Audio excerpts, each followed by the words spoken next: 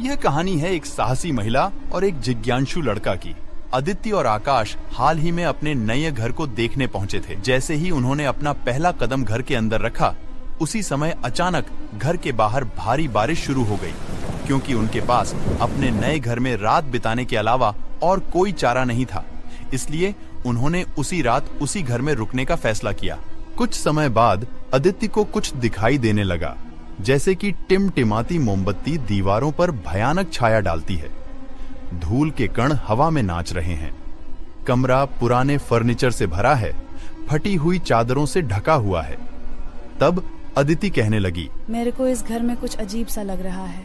एक तो बिजली गरज रही है, ऊपर से ये भूतियाँ घर से कुछ कम नहीं है। अभी इतने मुश्किल से एक अच्छा घर हमको मिला है, फिर तुम ये भूत वाली बात करके डरा रहे हो। वे धूल भरी प्लेटों और चांदी के बर्तनों से ढके एक भव्य डाइनिंग टेबल वाले कमरे में प्रवेश करते हुए आगे का पता लगाते हैं कि अदिति कहने लगी, क्या आपने वह आवाज सुनी? ये शायद सिर्फ हवा है।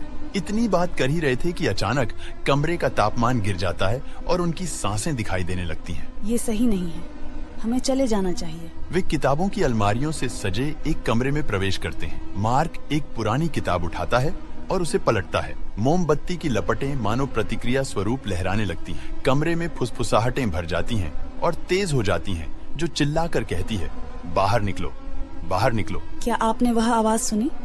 हम अकेले नहीं हैं।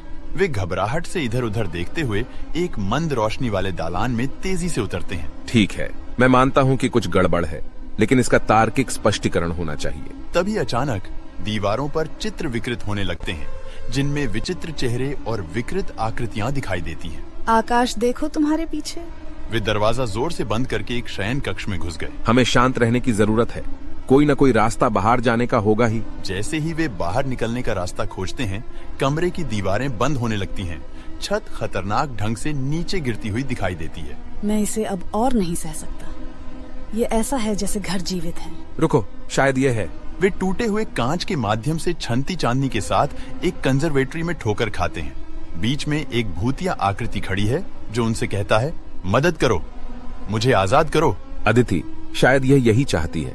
हमें इसे शांति पाने में मदद करनी होगी। ठीक है, लेकिन कैसे? अतीत का सामना करके। हवेली की यादें यहीं कैद हैं। पारिवारिक रात्रि भोज, हंसी मजाक, फिर बहस और उसके बाद गोली चलने की घटना। हवेली ने दर्द को सोख लिया। यह यहीं फंसा हुआ है, बार बार दोहराया जा रहा है। अदिति और आकाश ने हाथ पकड़कर कंजर्वेटरी में गर्मजोशी की लहर दौड़ा दी। उसके बाद वो आत्मा उन दोनों से कहती है, धन्यवाद, मुझे इस हवेली से छुड़ाने। हवेली कांपने लगती है, फिर लुप्त होने से पहले हल्की रोशनी से चमकती है। वे खुद को लिविंग रूम में वापस पाते हैं, लेकिन हवेली अब नहीं है। माहौल शांत है। यह खत्म हो गया, आत्मा शांति में है। मुझे लगता है कि कुछ भूत कहानियां वास्तविक हैं। वे उस परित्यक्त स्थान को छोड़ देते हैं, जो उनकी मुलाकात से हमेशा के लिए बदल जाता है।